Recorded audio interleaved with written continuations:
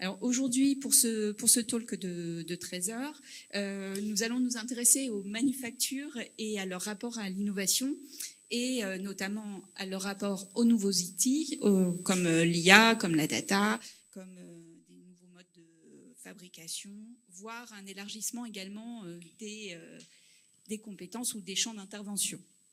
Donc l'idée étant de se dire, est-ce que nous sommes maintenant à une ère Colbert 4.0 ? Peut-être vous ferez votre propre réponse à l'issue des échanges. Et pour en discuter autour de moi, j'ai donc Sandra Biaggi, qui est chargée d'études en recherche-innovation au laboratoire des pratiques durables au sein des manufactures nationales. À ses côtés, j'ai Sonia Logier, qui en fait, avec François Brument, est donc designeuse au sein du studio Inflexion. François n'est pas là comme annoncé, mais parce qu'il est simplement sur le stand, parce qu'il y a beaucoup de discussions. Et j'espère que vous irez à l'issue de cette conférence, si vous n'avez pas tester le dispositif que vous proposez. Aux côtés de Sonia, donc Yann Fabès, directeur des manufactures, de la manufacture de Sèvres. Et puis Frédéric Imbert, qui est donc à mes côtés, développeur de projets à l'atelier de recherche et de création, donc l'ARC, que tout le monde connaît sous le nom de l'acronyme, au sein des manufactures nationales, donc situées au sein du mobilier national. Voilà, alors on va avoir un temps d'échange ensemble et puis un petit temps de questions à la fin de la conférence. Moi, j'aimerais bien commencer par Sonia, en fait, pour un petit peu introduire ce propos. Vous, avec François, vous travaillez en tant que designer sur ce que vous appelez le digital craft avec votre studio. C'est vraiment le travail de plusieurs années. Est-ce que vous pouvez revenir sur cette hybridation? En fait, qu'est-ce que vous appelez le digital craft? Oui, tout à fait. Alors nous, on travaille depuis les années 2010 sur cette question du digital craft, parce qu'on est designer, on a été formé à l'ENSI et on a très tôt commencé à travailler avec les outils numériques. Et on ne souhaitait pas opposer le numérique au savoir-faire traditionnel. Donc, on a très vite cherché à voir où il était intéressant d'hybrider les savoir-faire, que ce soit dans l'approche digitale et les potentiels que peuvent ouvrir les outils numériques, tant de conception que de fabrication, et où il était intéressant de les travailler sur des matériaux ou des process traditionnels, et qu'est-ce qu'on pouvait en tirer, ou en tous les cas, où est-ce que ça ouvrait des champs de possibles. Et donc on a travaillé sur la céramique, on a travaillé en partenariat avec des maisons de mode, on a travaillé dans beaucoup de champs des métiers d'art, en fait, dans le verre aussi. Et on a ensuite monté un lieu qui s'appelle les Arts Codés. Donc c'est un petit jeu de mots sur les arts déco, mais en intégrant le code qui est notre outil de dessin, puisqu'on dessine par l'algorithme. Et aujourd'hui, on poursuit cette recherche de digital craft avec les intelligences artificielles génératives. Et donc on essaye d'explorer où il est intéressant de travailler avec ces systèmes et ce que ça change dans nos process de création et les questions que ça pose sur les process de fabrication. Au départ, là, par exemple, tout au long de ces années, vous avez beaucoup travaillé sur des recherches formelles, où en fait, pour chercher des nouvelles typologies, etc. Là, vous intervenez sur plutôt l'interrogation des formes, en fait, d'une nouvelle grammaire dans. Oui, c'est vrai qu'il y a un petit glissement sur 10 ans. C'est-à-dire qu'on explore le potentiel des outils numériques. Par exemple, moi, je suis de la génération où on dessinait avec un perroquet, une table à dessin, un thé, une équerre. Donc, on avait une typologie de forme liée à ces outils de dessin. Quand est arrivé le numérique, on a dessiné des formes ouvertes. On pouvait faire pomme Z pour revenir en arrière et pas refaire tout le dessin de la planche à dessin. Donc, on a eu un champ d'exploration formelle qui s'est beaucoup agrandi. On a eu des formes qui pouvaient être paramétrables. On a eu des formes qui pouvaient évoluer avec le temps, des formes génératives, etc. Donc, on explore ce potentiel des outils de dessin en lien avec la fabrication toujours. Et maintenant, avec l'IA générative, ça déplace effectivement le regard, c'est-à-dire que là où on pouvait travailler de façon générative à partir d'un modèle géométrique dont on décrit tous les paramètres et dont on pense tous les paramètres, tout d'un coup, on travaille sur la base d'images. Donc, il faut lire les images, choisir les images, les annoter précisément en intégrant notre savoir-faire et notre connaissance du métier pour choisir les bonnes images pour que le modèle soit pertinent quand on l'utilise pour faire de l'exploration formelle.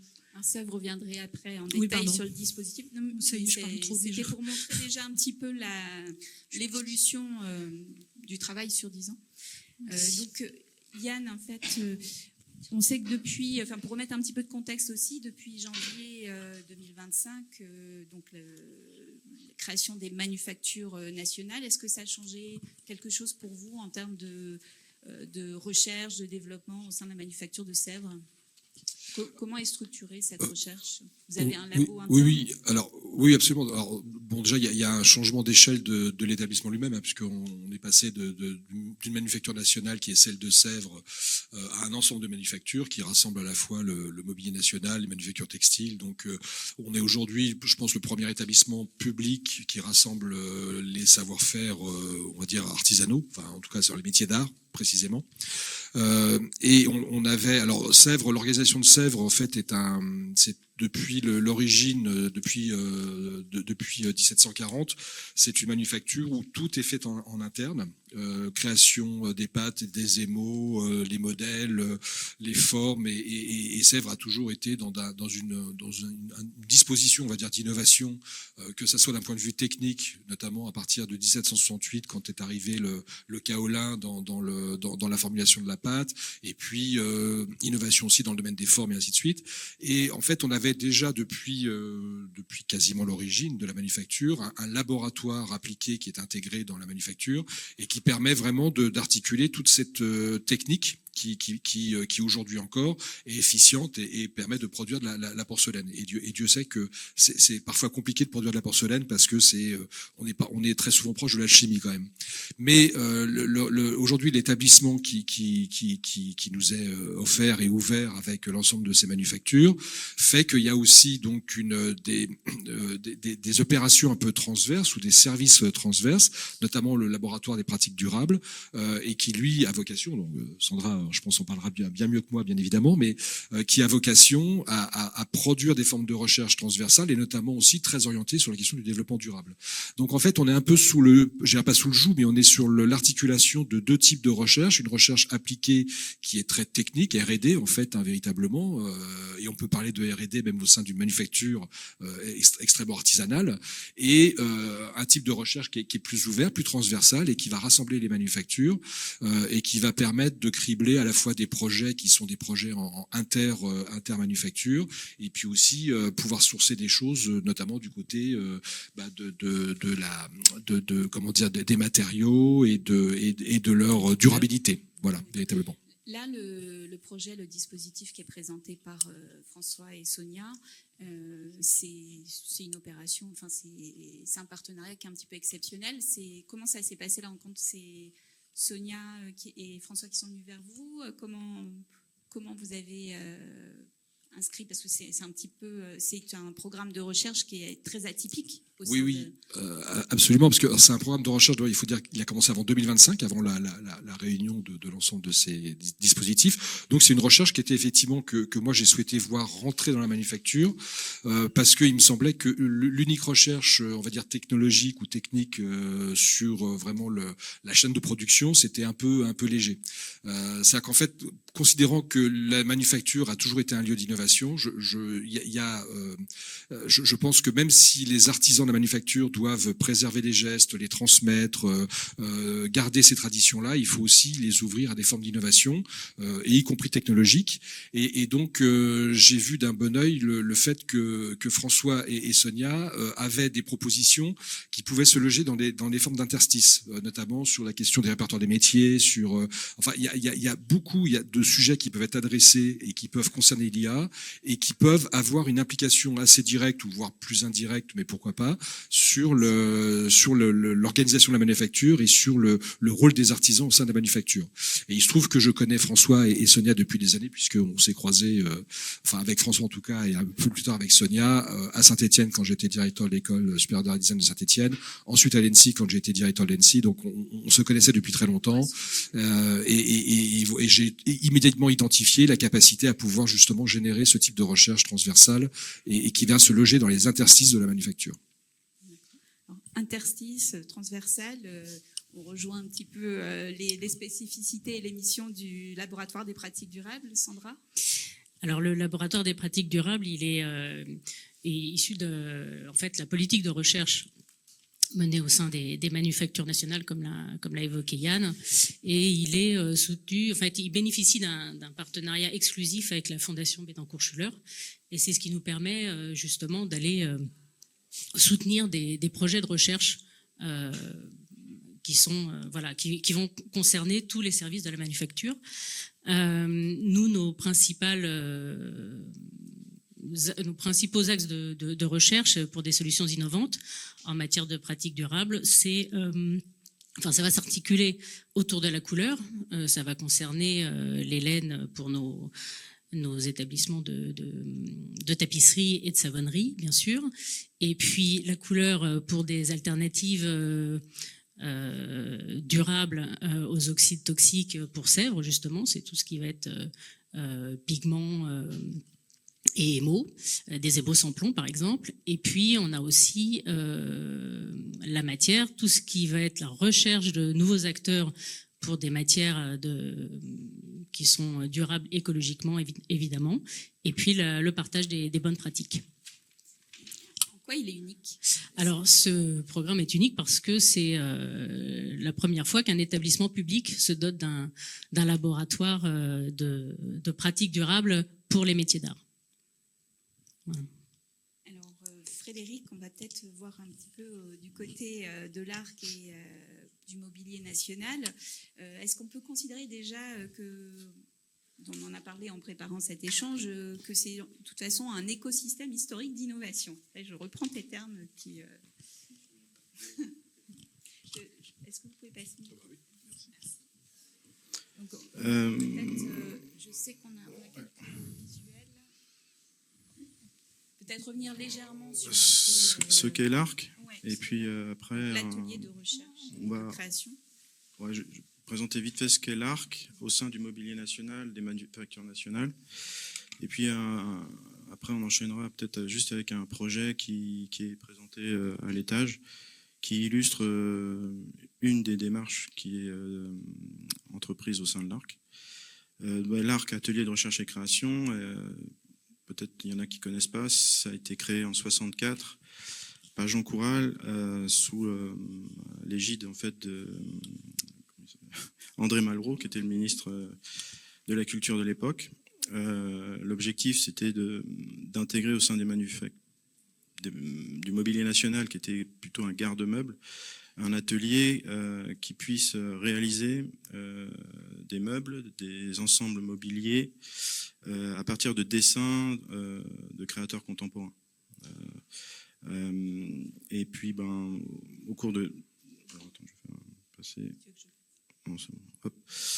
Donc là, c'est quelques exemples un peu de projets qui ont été réalisés, donc prototypes, parce que réalisés à l'ARC. Donc l'ARC n'est pas voué à faire de la production, c'est vraiment du développement de projets avec un aboutissement de prototype. À l'époque, dans les années 60, l'industrie du meuble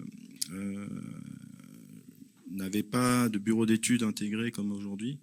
Et l'idée, c'était aussi de permettre aux créateurs on va dire, s'exprimer pleinement dans un premier temps avant de se confronter aux contraintes économiques, industrielles et autres que connaissent tous les jours les éditeurs. Et ensuite, certains d'entre eux, à partir de ces prototypes, allaient voir des éditeurs, donc les plus connus, Paulin entre autres, et puis à partir du prototype, ils développaient un mobilier de série. Voilà.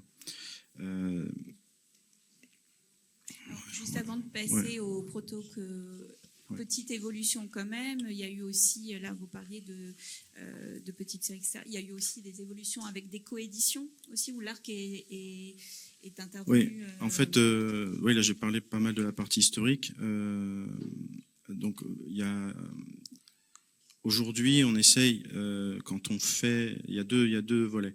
Il y a le patrimoine, parce qu'en fait, l'ARC, étant créé en 64, même si c'est un des plus jeunes ateliers du Mobilier National, il a déjà un patrimoine en soi. Donc, il y a une logique de refaire vivre les premières œuvres qui ont été prototypées à l'ARC avec des partenariats d'édition, soit avec des galeries. Donc là, il y a des Miches d'Anan qui a réédité une série de Roger Fatus, notamment une table qui avait été faite pour la préfecture des Hauts-de-Seine à l'époque, qui est toujours d'ailleurs, la table du préfet des Hauts-de-Seine. Et il avait fait toute une gamme, évidemment. Et donc là, ça c'est des Miches d'Anan qui rééditent ça. Mais il y a des projets aussi de partenariat d'édition avec ce qu'on appelle du contemporain, donc des œuvres qui ont été développées, on va dire, les 10 dernières années. Donc là, on a du travail qui a été fait avec Sina et Ligne Roset ces derniers temps, et puis d'autres entreprises. Voilà. Et donc là, c'était vous interveniez un petit peu en amont comme un peu un bureau d'études de ces projets-là. Mais il y a également des concours qui sont lancés. Que vous avez lancé, par exemple, je pense au des appels à projets. Les appels à projets, merci. Et puis le concours pour la table de Conseil de l'Élysée, qui a donné lieu à toute la création. Tout le projet qu'on va présenter. Voilà. Ouais, en fait, je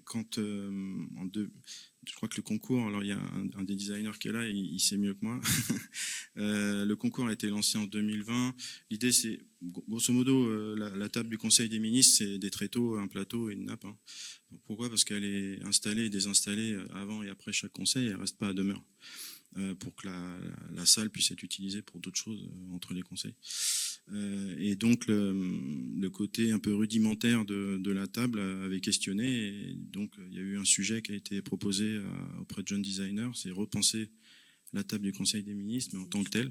C'était des étudiants. Oui, oui, des étudiants en design, exactement. Alors, ils étaient étudiants, maintenant ils sont professionnels. Et donc à partir de là, il y a eu différents projets, et un lauréat qui a déjà été livré à l'Élysée, qui s'appelle Médula. Peut-être vous avez vu. Je pense qu'il y a peut-être il me semble qu'après il y a une. Non, j'ai pas d'image sur Médula. Et après, il y avait un autre projet qui avait retenu l'attention du jury, justement pour son ambition innovante en termes de matériaux ou de transfert de technologie d'un secteur à un autre.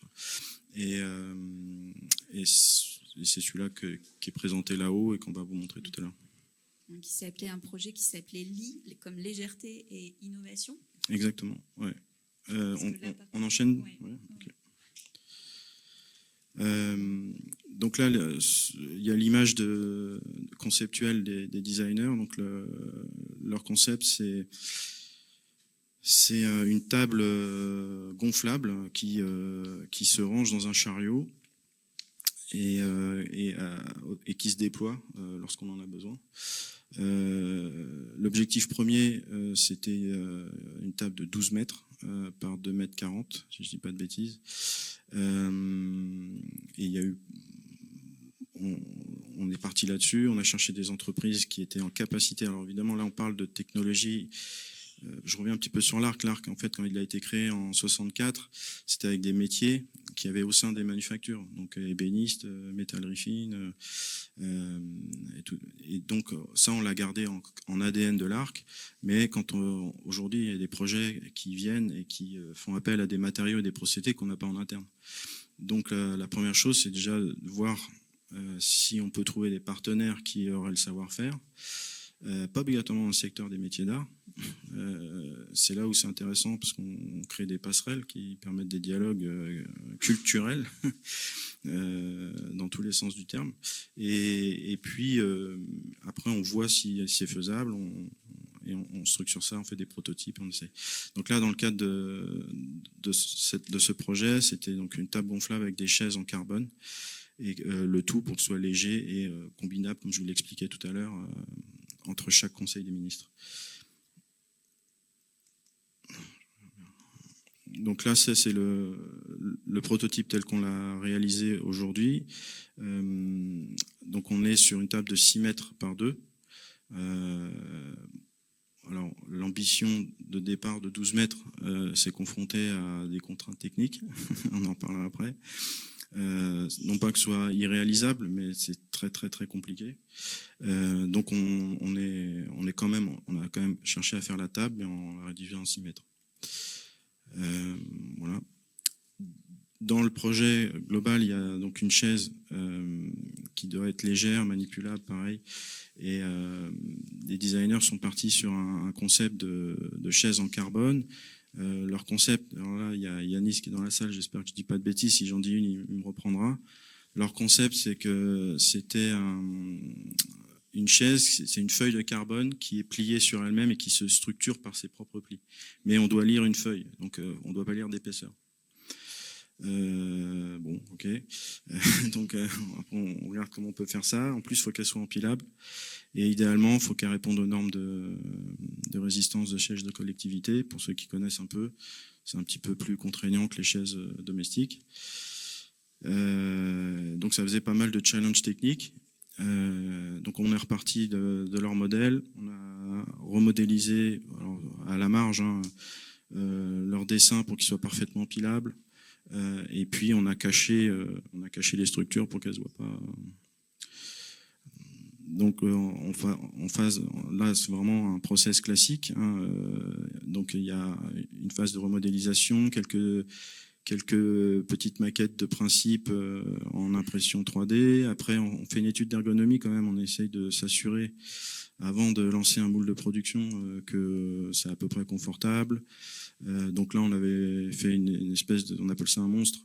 Ce qu'on voit à droite sur l'écran, c'est on a usiné dans de la mousse à peu près la forme de la chaise, mais on n'était pas sûr de l'inclinaison du dossier.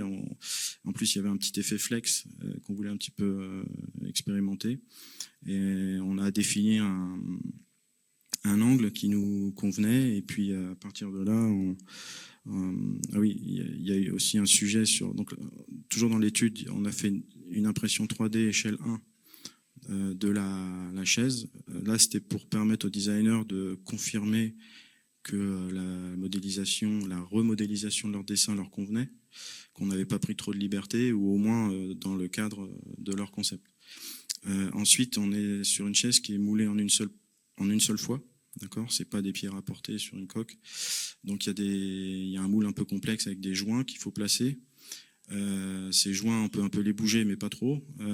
La question qui avait été proposée aux designers, c'est d'essayer de les assumer, et dans le dessin du cuir qui vient sur le dessus, essayer de faire dialoguer le joint du moule avec le cuir. Donc là, c'est une séance de travail typique à l'Arc, où là, les designers étaient venus avec une craie et puis cherchaient. On voit que le trait a été effacé plusieurs fois avant de trouver ce qu'ils voulaient. Et à partir de là, nous, on remodélise, on fait un modèle et on travaille avec l'entreprise. Pour faire léger et solide, en général, on se dirige vers des composites. Donc là, l'enjeu, c'était quitte à faire des composites, qu'est-ce qui se fait aujourd'hui ? Contrairement justement aux premières œuvres des années 70 de l'Arc, où c'était aussi des coques en fibre de verre polyester. Est-ce qu'on peut faire mieux, entre guillemets, un peu plus durable que ce qui se faisait à l'époque ?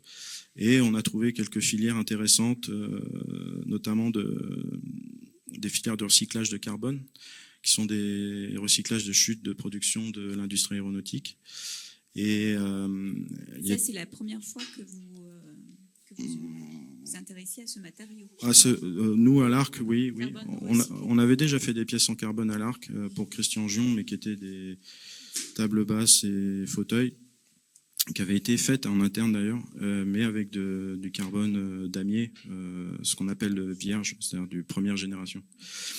Là, du coup, on a le carbone qui a une expression ça intéressait aussi les designers, c'est qu'on sortait un petit peu de l'image high-tech, Formule 1, le damier et tout ça, et on était sur du mat de carbone, un petit peu plus papier japon, un peu plus sensible.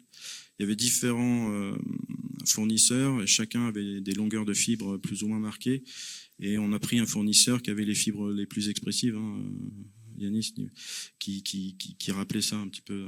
Voilà. Du coup, on a joué le plus possible. Donc là, ça c'est vraiment une volonté des designers, c'est que la matière soit expressive, qu'à un moment on va la couvrir avec une peinture ou quoi. Et qu'est-ce qu'elle nous offre comme potentialité de finition intrinsèque. Donc là, on a des fibres un petit peu dans tous les sens, et puis hop, on vient les orienter comme si on les avait peignées ou brossées, et puis on fait apparaître le logo République française. Tout ça dans la matière. En sous-face de la chaise, on a fait engraver dans le moule le logo du Mobilier National, et puis GMC c'est Garde-Meubles Création, c'est les codes de référencement dans les collections nationales. Et ça, c'est brut de démoulage, parce qu'il faut. Il y a un autre exploit qui a l'air de rien comme ça, mais c'est que la chaise, elle n'est pas repolie après quand elle sort du moule. Là, la finition que vous avez, c'est brut de sortie de moule. Elle est bavurée et c'est tout. Alors dit comme ça, c'est ouais, ok, mais en fait non, c'est assez rare sur des composites carbone. Sur l'injection plastique, ça se fait, mais sur des composites carbone, c'est assez rare. Et puis il y a évidemment la galette de cuir. Donc elle, tant qu'à faire, autant voir ce qu'on fait aussi en cuir tannage végétal. Donc là, c'est un taurillon français avec une tannerie française qui s'appelle Arnal, qui est assez spécialisée en tannage végétal, qui nous a fourni le cuir tannage végétal sur taurillon français. Bon, après, il y a plein de détails. Le collage du cuir sur la chaise, c'est une colle néoprène solvantée, enfin à l'eau. Voilà, on essaye. Voilà. Donc là, vite fait, on a un moule assez complexe qui est usiné directement en aluminium, 7075 pour ceux à qui ça parle. C'est un aluminium très très dur. En fait, le moule en lui-même, c'est un objet à part entière. Hein. C'est un projet à part entière. Il y a un gros travail sur la qualité des joints, notamment pour avoir le moins de travail ensuite au démoulage. Donc il y a voilà. Là, ça vous montre quand même comment la chaise est faite. Une fois que le moule est, on vient draper donc la fibre de carbone qui a été pré-imprégnée avec une résine, ça je l'ai pas dit, mais une résine française chez Sicomin qui est biosourcée à 56%. Le fait qu'elle soit pré-imprégnée, c'est un petit peu tacky, c'est un petit peu collant, et on vient plaquer le carbone sur la chaise. Ensuite, on vient étaler une mousse époxy qui fait le sandwich. Donc là, c'est un peu le secret de la structure qui fait que la chaise tient bien. Donc tout est fait à la main. Hein. On est vraiment. Il y a eu 50 chaises qui ont été tirées, mais tout est fait vraiment artisanalement à la main. Voilà. Là, on vient refermer la chaise, et ça, c'est la chaise quand elle sort du moule. Donc là, on voit qu'il y a des bavures, mais on voit déjà que la finition est déjà là. Et puis là, c'est l'aspect, donc des zooms avec une fois qu'on a ébavuré, les joints sont quasiment invisibles. Voilà, puis la chaise terminée. Que vous pouvez voir donc. Donc elle est là-haut, vous pouvez la voir de visu, et puis il y a une coupe qui vous permet de voir l'intérieur. Et on va peut-être juste rappeler les 3 designers. Oui, deux choses. Je voulais rappeler une chose, c'est qu'aujourd'hui le responsable de l'atelier de recherche et création s'appelle Jérôme Bescon. Je crois je ne sais pas s'il est là parmi nous, mais en tous les cas il est dans les locaux. Il est là ? Ah, il est là. Il est au fond. Et puis je voulais rappeler les noms des 3 designers. Donc il y a Yanis Bontemps qui est là avec la casquette. Et puis il y a Victor Galino et Paul Seillet qui sont ses collègues d'école en fait. Hein. Vous avez fait Olivier de Serre. Et je dois aussi dire que c'était un vrai plaisir de travailler avec eux. C'est pas toujours gagné quand on travaille avec des étudiants. Eux, déjà, ils étaient soudés. Et non, mais quand on parle d'humain aussi, un projet, c'est pas que de la technique, c'est de l'humain. Et ils étaient toujours très très ouverts et avec une grande envie de pousser le bouchon plus loin. Des fois, voilà, on essaye de les satisfaire le plus possible. Voilà.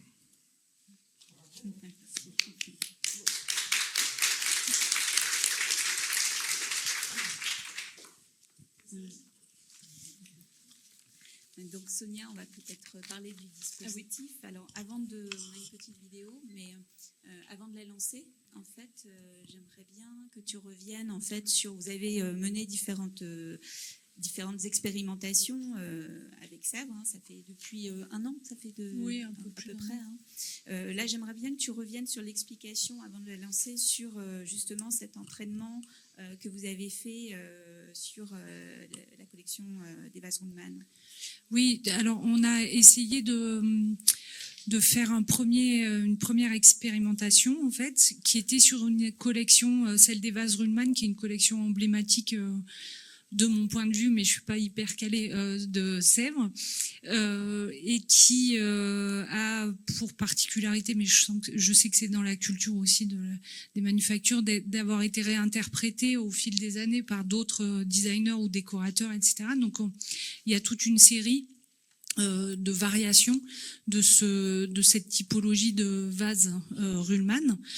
Et du coup, on s'est servi de toutes ces variations de vases pour affiner un modèle d'IA générative. Donc, ça s'appelle un LoRa. C'est un petit rentraînement pour affiner les gros modèles d'IA générative.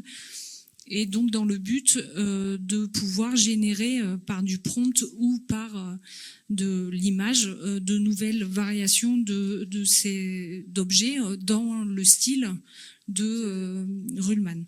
Alors, tu vas peut-être pouvoir commenter en direct en fait la petite vidéo. Allons-y. J'ai pas le.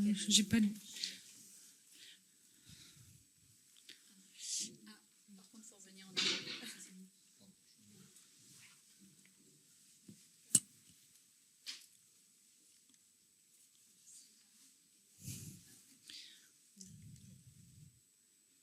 Quel suspense.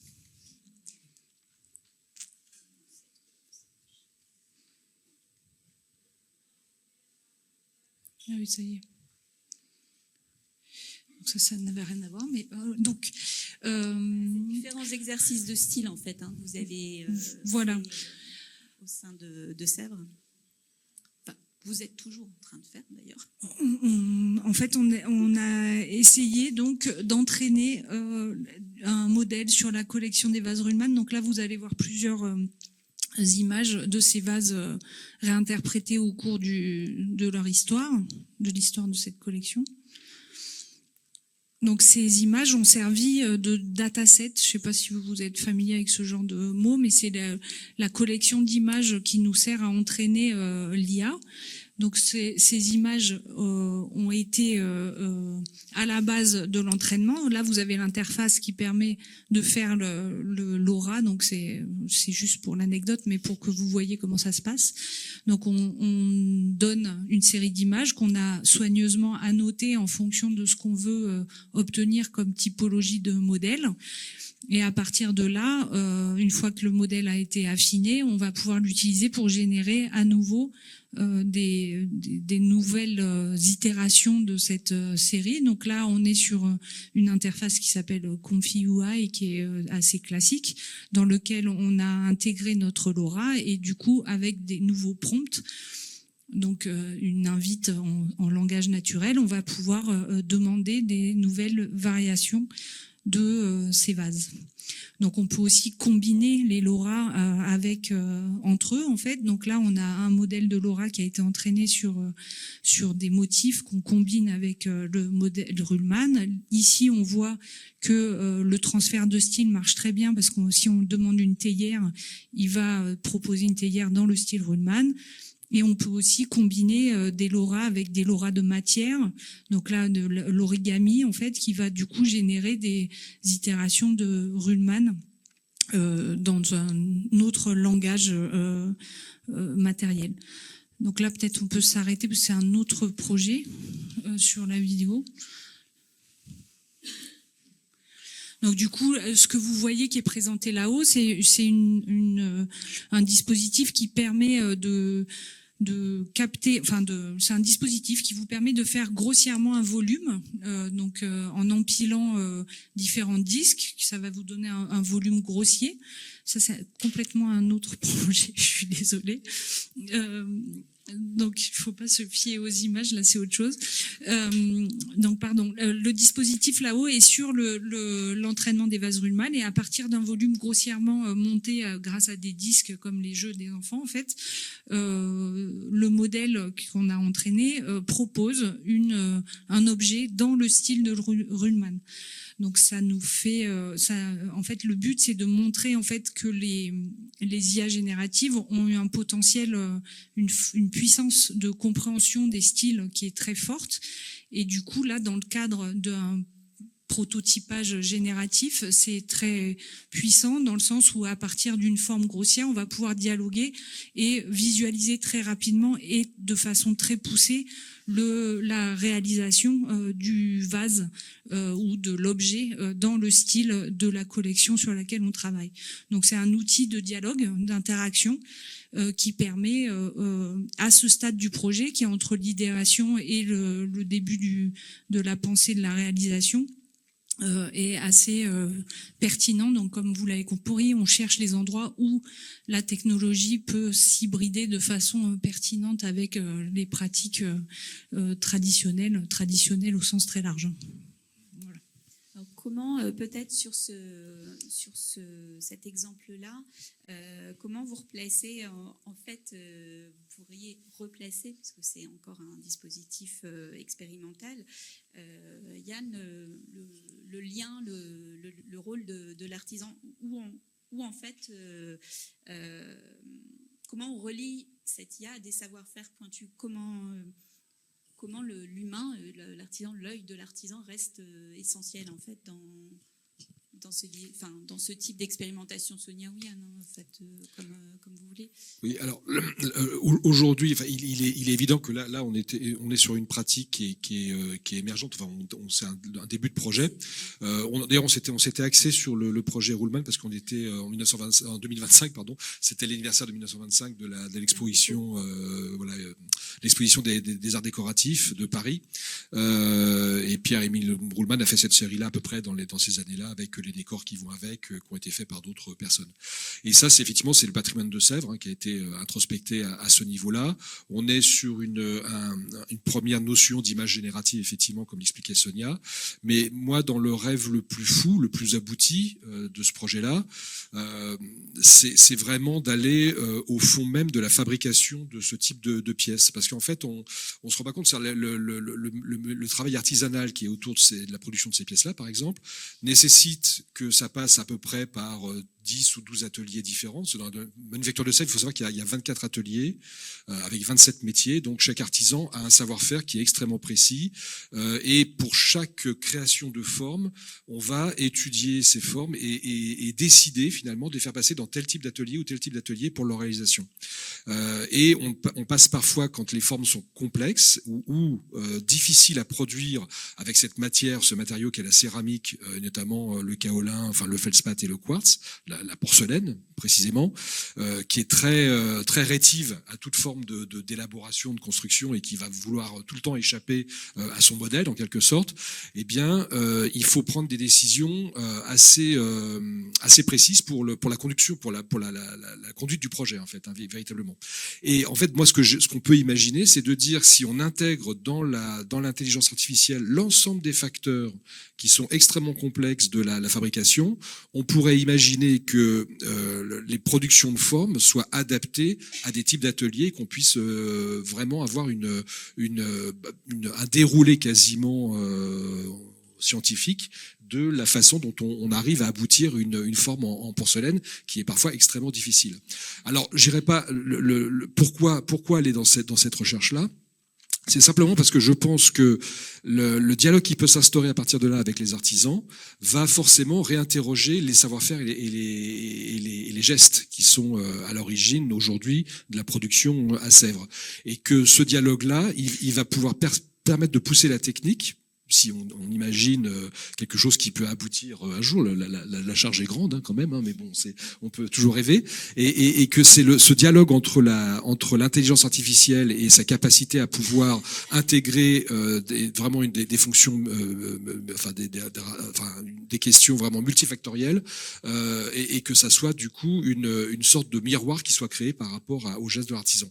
Donc ça, c'est vraiment ce à quoi on peut rêver, et qui permet de ne pas opposer les gestes à la question de la technique ou de la techné, mais vraiment de les faire travailler en coïncidence, en fait. Voilà. Ouais. Comme un exemple concret, on peut peut-être évoquer le travail que vous avez fait autour des jeux de décor.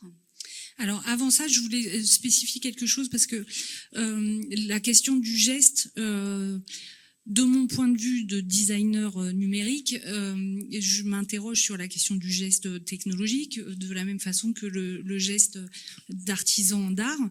Il y a cet engagement du corps et cette virtuosité du corps, mais il y a aussi tout un tas de strates qui sont culturelles, historiques, de sensibilité, d'imprégnation, qui sont aussi à l'œuvre dans la gestuelle.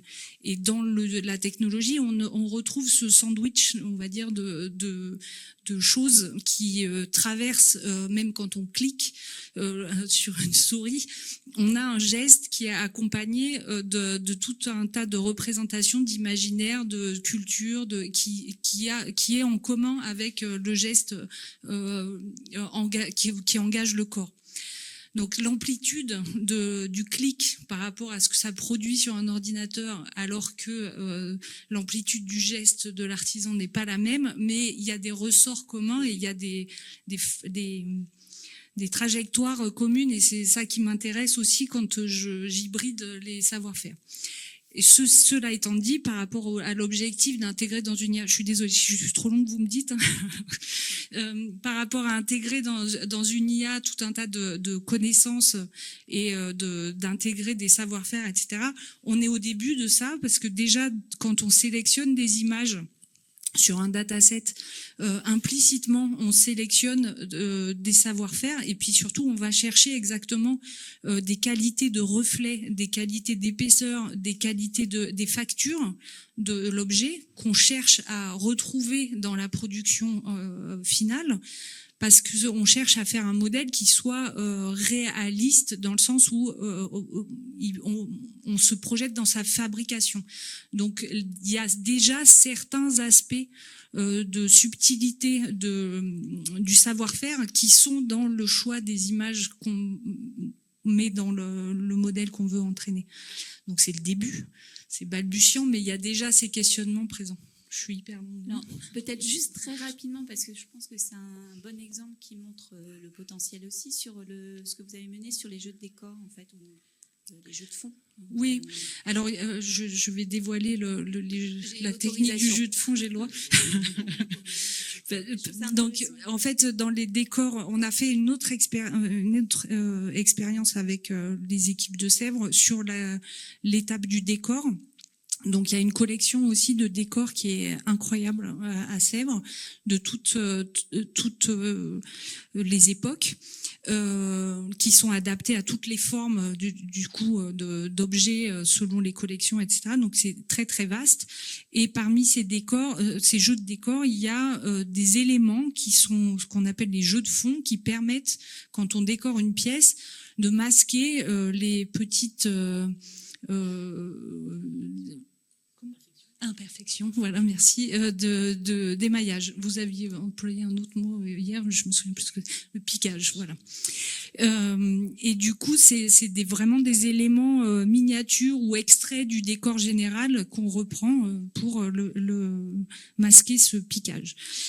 Et dans ces jeux de fond, il y a parfois des collections qui sont très proches, mais on a parfois des collections de décors qui sont très proches, mais où le jeu de fond est pas décliné, ou alors des collections de décors qui n'ont pas de jeu de fond. Et donc l'idée là, c'était d'explorer ce sujet-là et d'entraîner des modèles pour le dessin des jeux de fond complémentaires à soit une typologie de décor, soit mixer plusieurs décors qui sont un peu dans le même langage formel et qui peuvent du coup être utilisés sur plusieurs décors. Merci de cette précision parce que votre projet est vaste. On va passer au laboratoire des pratiques durables avec Sandra. Comment en fait, c'est un laboratoire jeune. Et 2024. Voilà. Comment en fait vous abordez cette question dans vos missions pour structurer un petit peu toutes ces informations sur l'innovation? Comment vous fonctionnez en fait? Vous avez un programme de recherche, de recensement? Alors voilà, c'est du recensement en fait. Tout à fait. Nous, ce qui concerne la matière, on va aller justement sourcer les créateurs de matière, mais aussi des créateurs de process. Et puis, on va pas sélectionner tout le monde, évidemment. On a quand même ça concerne évidemment les métiers d'art, et on va les sourcer avec une grille de critères pour que ça rentre justement dans une production qui permette de faire des quantités de type manufacturière. C'est-à-dire qu'on ne veut pas faire de l'industrie, mais on ne veut pas non plus que le matériau ne permette de faire que des pièces uniques. Donc, parmi ces critères, il va y avoir évidemment les critères esthétiques et patrimoniaux.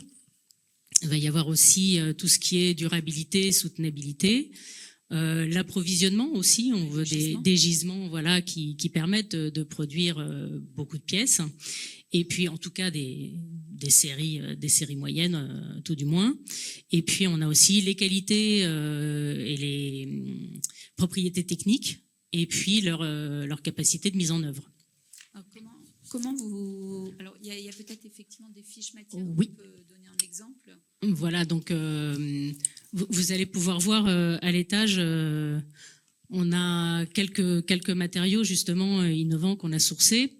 Donc l'idée, c'est une fois qu'on a rencontré les designers, les créateurs, c'est de montrer sur ces fiches qui seront disponibles dans notre future grande matériothèque, qui seront donc disponibles pour les étudiants, les architectes, tous ceux qui ont besoin de construire des projets avec ces nouvelles matières durables. Donc, montrer leur capacité esthétique et suggérer aussi ce qu'il est possible de faire avec elles. Et puis, on a une description rapide, évidemment, du studio, du créateur, la description de la matière, et leurs propriétés matérielles et mise en œuvre, et la destination, si c'est pour du revêtement mural, du mobilier, du petit mobilier. Voilà. Il y en a encore une. Donc on a le goudron de pin que vous pouvez aller voir donc à l'étage. Donc là, c'est une ressource qui est issue de nos forêts des Landes. C'est en fait de la résine de pin qui est noircie au noir de fumée. L'idée, c'est de trouver une alternative à la laque urushi, qui est essentiellement japonaise. Donc là, on essaye de trouver une alternative locale, et donc qui va faire office de laque, en fait. Alors bon, elle ne sera qu'en noir pour l'instant, et malheureusement, mais voilà, l'effet est bluffant. Et puis vous pourrez constater là-haut que les qualités esthétiques du produit sont extrêmement séduisantes. Et puis on a sinon tout ce qui est aussi issu de déchets. Donc on avait les Hearthstone ou la fine de verre. Là, c'est qu'on a des gisements très important, chute de cuir. Donc, Hors Studio a mis au point une recette pour solidifier ces chutes de cuir dans un process qui ne nécessite quasiment pas d'énergie. Et donc, ces fibres durcissent comme de la pierre. Donc, on peut en faire des décors, des mobiliers. Voilà, et ça s'usine comme de la pierre, comme du plâtre, ça se moule. Il y a beaucoup de facilité d'usage et d'application. Moi, j'aimerais bien qu'on aborde un point, c'est qu'effectivement, vous sourcez, vous recensez. C'est ça qui est unique, cette vitrine, cette mise en commun, cette mutualisation que vous essayez d'avoir. Mais tu parlais tout à l'heure de capacité de production, même moyenne, etc.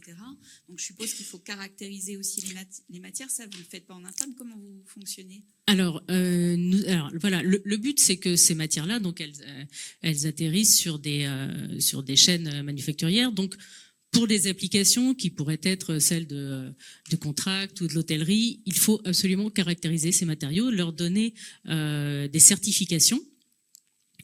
pour des applications. Donc les caractérisations, c'est par exemple des normes anti-feu. Donc nous, on va justement cette année lancer des appels à projets pour caractériser les matières. C'est les envoyer dans les laboratoires. Et donc c'est soutenir cette création parce que les créateurs ont des difficultés souvent financières même à accéder à ces nombreuses certifications pour réaliser des projets. Donc, on va les aider à ce niveau-là, c'est-à-dire envoyer les matières en test dans des laboratoires comme le FCBA, le LNE, voilà, ce genre de choses. Et comment vous travaillez avec l'ARC? Alors, quand on rencontre les créateurs, ça s'est passé pour, par exemple, on a rencontré un transformateur de chanvre. Et donc Frédéric rejoint notre équipe en général pour ces échanges. Parce qu'il est curieux et parce que effectivement tes qualités d'expert technique nous aident nous aussi. L'idée c'est quand on nous présente un produit, nous on se projette en fonction de ce qu'on imagine pour les métiers d'art et de la capacité de ces matières à devenir d'une matière de rebut une matière d'art. Et donc on échange beaucoup avec les porteurs de projets. Et lors d'une rencontre donc avec un fournisseur de chanvre, les chanvres de l'Atlantique, Frédéric a imaginé que l'huile de chanvre pourrait avoir des propriétés très intéressantes pour l'atelier de recherche et création dans une optique de remplacement d'huile de lin pour des caractéristiques particulières de l'huile de chanvre. Oui, enfin, l'idée c'est pas remplacer, mais c'est de compléter. En gros, on parle de fibres. Quand on discute, il vient pour nous présenter les fibres de chanvre, plutôt filière textile. Et puis on se rend compte que la filière chanvre, c'est pas que des fibres, c'est des graines, c'est de l'huile, c'est de la chèvre-note pour faire du béton de chanvre. Enfin, c'est plein de choses.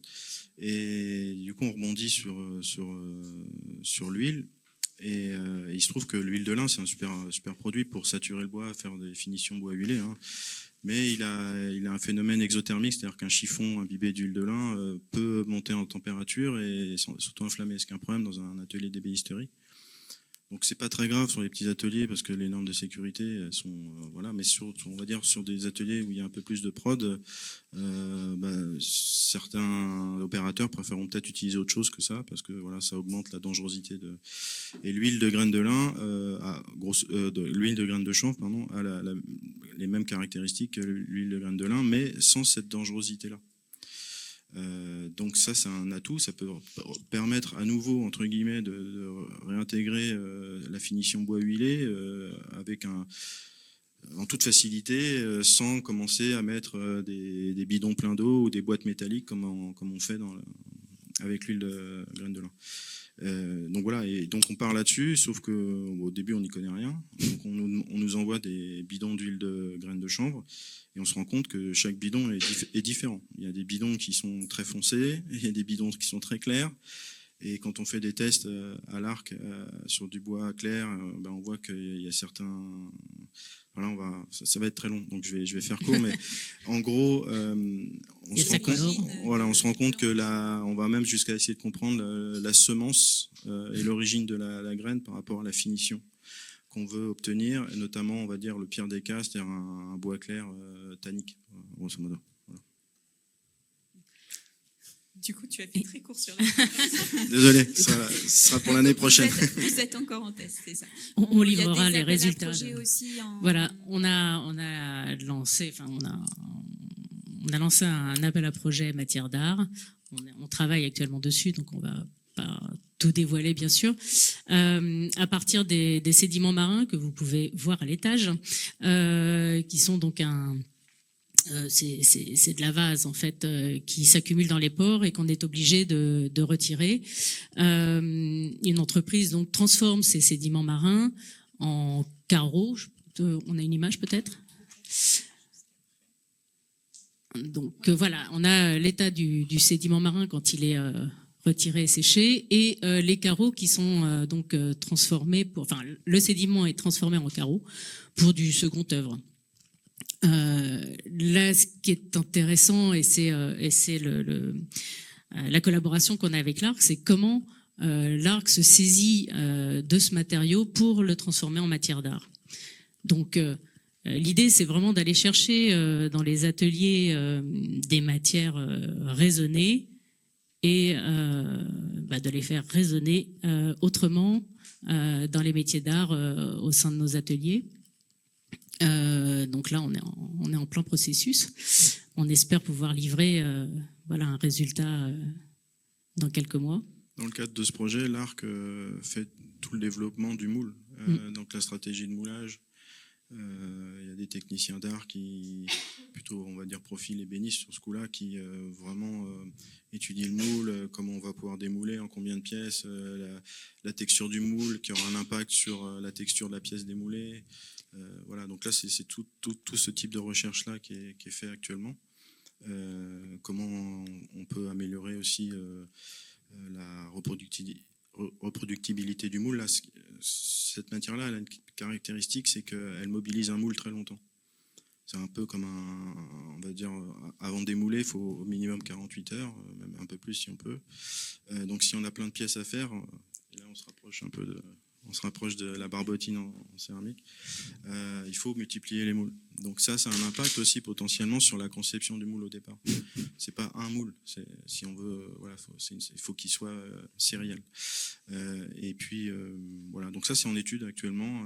Donc il y a Jérôme qui est au fond et Sylvain Chavot qui doit être dans les parages aussi, qui travaille là-dessus.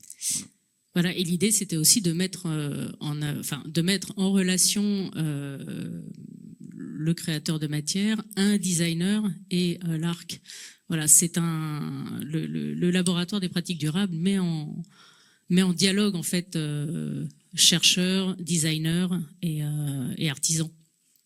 C'est une caisse de résonance en fait pour ces projets et pour aussi répondre les pratiques durables. Tu m'offres une très belle conclusion parce qu'on arrive à la fin de l'heure. Je pense qu'en fait, pour les questions, peut-être, vous pourrez rester de manière un peu informelle. Peut-être aussi rappeler qu'en fait, vous êtes donc au niveau du laboratoire durable, vous êtes dans les bureaux du Mobilier National, mais vous êtes beaucoup en déplacement. Vous êtes beaucoup sur le terrain pour aller visiter, pour rencontrer, mettre en relation. Pour rencontrer les filières, les territoires. On va aussi développer des projets justement avec des territoires autour de la laine, des teintures végétales. Ça, c'est un gros sujet aussi pour nous. Puis vous intervenez, vous avez beaucoup de rencontres. On fait beaucoup de rencontres, de conférences. On en a fait sur des gisements involontaires à Toulon avec l'école Camondo. Sur le bois brûlé. Sur le bois brûlé, pardon, oui, exactement, le bois incendié. Et puis, on a fait Bédarieux, donc en Occitanie. On se balade beaucoup et on va à la rencontre des ateliers et des entreprises du patrimoine vivant aussi énormément. Et vous avez cette difficile dualité, c'est-à-dire recenser, mais en même temps faire connaître et promouvoir. Donc vous étiez présent au bal des matières, bal des matières au salon des nouveaux ensembliers. C'est là où on a fait ce qu'on retrouve une toute petite partie de l'exposition de ce bal des matières des nouveaux ensembliers. Et puis on prépare aussi des sustainable savoir-faire cabinets qui vont voyager donc en bateau à voile à travers l'Atlantique pour rejoindre New York pour l'ICFF et Change Now fin mars début avril. Voilà. Donc là on a des mallettes avec tout le savoir-faire des manufactures et voilà.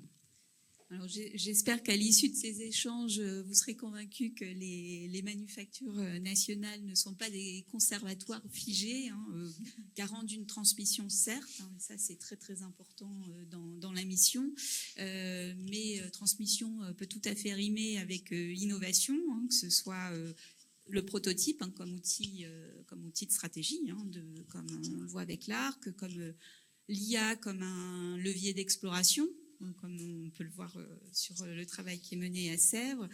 Mais je pense que vous serez tous d'accord que malgré tout, in fine, c'est le savoir-faire qui reste le juge ultime.